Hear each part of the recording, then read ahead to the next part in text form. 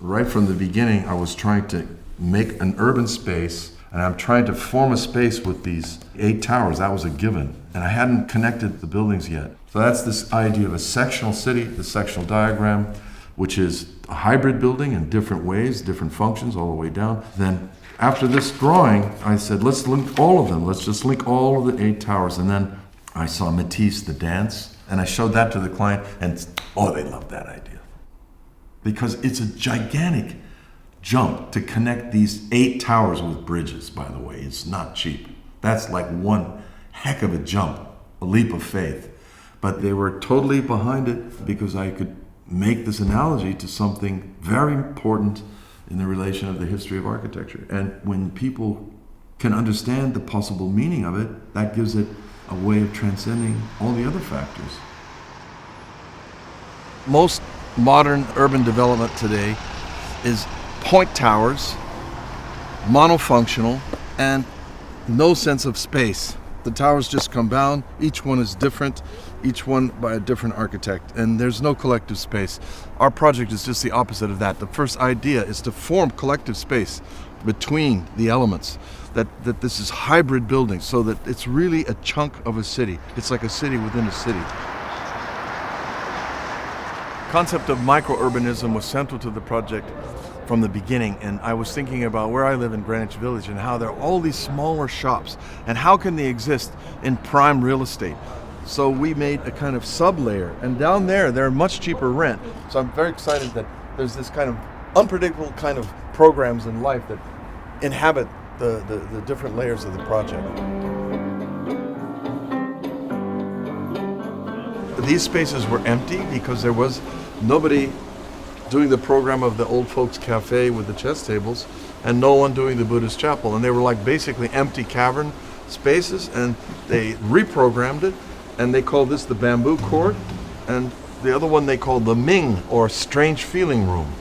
So this is where they have the kind of computers and a cafe space, and then they have this modern music, experimental music playing. It's terrific. You know, there's a chunk of a city.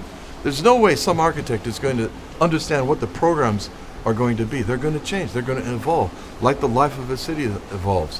What I think these spaces prove that space and light and form and texture and material ideas have their own energy that someone else can come and adopt to and enjoy and be excited about, and it has nothing to do with program. As this was an HVAC experiment, the 660 geothermal wells 100 meters deep, it wasn't known whether they could really take the different temperature swings in Beijing.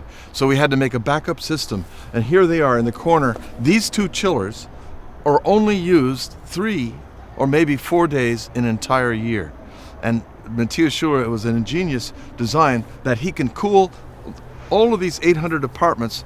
He can take that couple of degrees that he needs to go down, that's in addition to what's being done by the geothermal, with only 2 chillers. That allowed us to put roof gardens on all of the tops of the buildings, and there are no chillers anywhere else in the project, just those 2 chillers.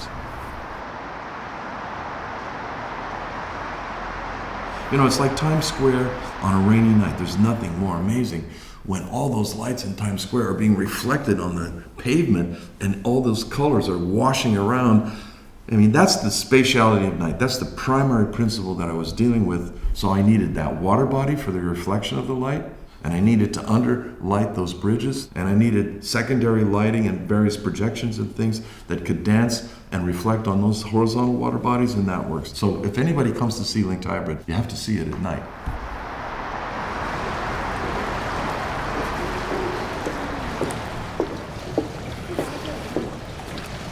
So this earthquake has a very big effect on this bridge design because the weight of these bridges, especially this one with a swimming pool, is very heavy.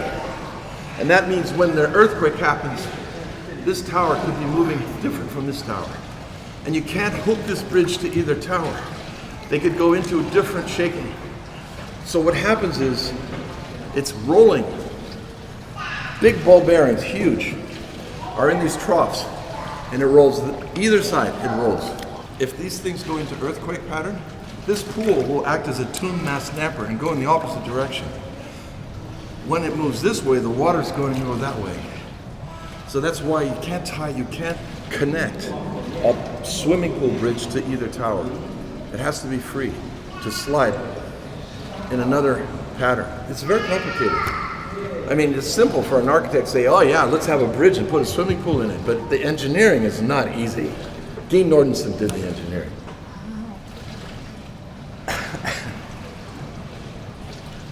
But it's good. I don't feel any earthquake motion right here now.